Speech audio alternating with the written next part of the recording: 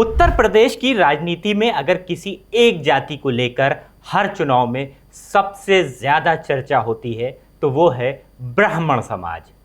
चाहे कांग्रेस हो, बीजेपी हो, समाजवादी पार्टी हो या फिर बहुजन समाज पार्टी, हर दल की कोशिश रहती है कि ब्राह्मण वोट उसके साथ आए। लेकिन सवाल है कि आखिर यूपी की राजनीति में ब्राह्मण इतने महत्वपूर्ण क्यों हैं, उनकी आबादी कितनी है और आखिर कैसे अलग अलग दौर में उनका राजनीतिक झुकाव बदलता रहा। आज इसी विषय को समझेंगे। नमस्कार, सलाम, मेरा नाम है अरसलान। दोस्तों, उत्तर प्रदेश में ब्राह्मणों की आबादी को लेकर अलग अलग अनुमान हैं, लेकिन आम तौर पर इसे लगभग 9 से 11% के बीच माना जाता है। संख्या भले ही बहुत बड़ी ना लगे, लेकिन प्रदेश के अधिकांश विधानसभा सीटों पर उनकी मौजूदगी प्रभावशाली है। राजनीतिक विश्लेषकों का मानना है कि ब्राह्मण समाज सिर्फ वोट बैंक नहीं बल्कि सामाजिक और राजनीतिक प्रभाव रखने वाला वर्ग भी माना जाता है। यही वजह है कि हर दल चुनावी रणनीति में इस वर्ग को विशेष महत्व देता है। कांग्रेस का दौर 1990 के दशक से पहले उत्तर प्रदेश में ब्राह्मण समाज को कांग्रेस का मजबूत समर्थक माना जाता था।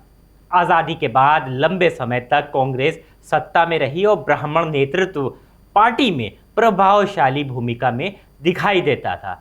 लेकिन मंडल और कमंडल की राजनीति के दौर में प्रदेश का राजनीतिक समीकरण तेजी से बदला। बीजेपी की ओर झुकाव 1990 के दशक में राम मंदिर आंदोलन और हिंदुत्व की राजनीति के उभार के साथ बड़ी संख्या में ब्राह्मण मतदाता बीजेपी की ओर आकर्षित हुए। इसके बाद लंबे समय तक ये धारणा बनी रही कि प्रदेश का ब्राह्मण वोटर बीजेपी का सबसे मजबूत सामाजिक आधार बन चुका है। 2007 और बीएसपी का सोशल इंजीनियरिंग मॉडल ने किस तरीके से बदलाव किया, उस पर भी चर्चा करते हैं। साल 2007 के विधानसभा चुनाव में उस समय बड़ा राजनीतिक बदलाव देखने को मिला। बहुजन समाज पार्टी ने दलित ब्राह्मण समीकरण बनाने की कोशिश की और नारा दिया, ब्राह्मण शंख बजाएगा, हाथी बढ़ता जाएगा। तत्कालीन रणनीति के तहत ब्राह्मण नेताओं को आगे किया गया और इसका चुनावी फायदा भी मिला। बीएसपी ने पूर्ण बहुमत की सरकार बनाई और ये सोशल इंजीनियरिंग का बड़ा उदाहरण माना गया। 2012 में सपा का उदय हुआ। 2012 के विधानसभा चुनाव में राजनीतिक माहौल फिर बदला। समाजवादी पार्टी ने युवा नेतृत्व और बदलाव के संदेश के साथ चुनाव लड़ा। कई क्षेत्रों में ब्राह्मण मतदाताओं का समर्थन भी पार्टी को मिला और अखिलेश यादव के नेतृत्व में सपा ने स्पष्ट बहुमत हासिल किया। हालांकि राजनीतिक विश्लेषक मानते हैं कि ये जीत केवल किसी एक जाति के समर्थन से नहीं बल्कि व्यापक सामाजिक गठजोड़ का परिणाम थी। 2017 और उसके बाद क्या हुआ? 2017 में बीजेपी ने ऐतिहासिक जीत दर्ज की और ब्राह्मण समाज का बड़ा हिस्सा पार्टी के साथ दिखाई दिया। लेकिन सरकार बनने के बाद विपक्षी दलों ने समय समय पर यह आरोप लगाया कि ब्राह्मण समाज की उपेक्षा हो रही है।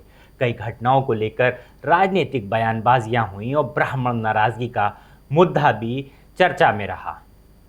हालांकि बीजेपी लगातार ये दावा करती रही कि उसके साथ सभी वर्गों का समर्थन है और ब्राह्मण समाज पार्टी का महत्वपूर्ण आधार बना हुआ है।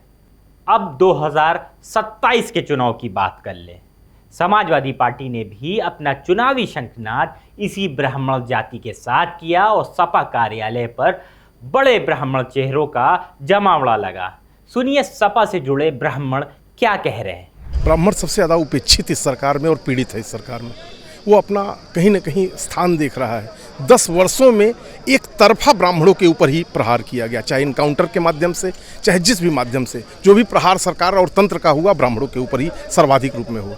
ब्राह्मण सम्मान को सर्वोपरि रखता है और इस सरकार में ब्राह्मण को सिर्फ अपमानित किया गया है।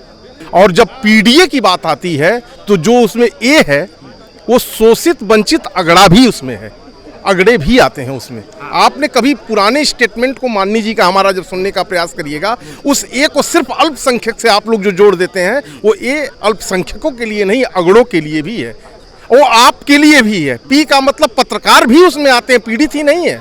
ब्राह्मण समाज ने इनको तिलक लगाकर सत्ता की कुर्सी पर बैठाया था और आज ब्राह्मण समाज वो तिलक पोंछने के लिए, सत्ता की कुर्सी से उतारने के लिए तैयार है, क्योंकि ब्राह्मण समाज ने इनको सत्ता में बैठाया और इन्होंने उल्टा भस्मासुर की तरफ ब्राह्मण समाज के ही सर पर हाथ रखकर उसको भस्म करना चाहे।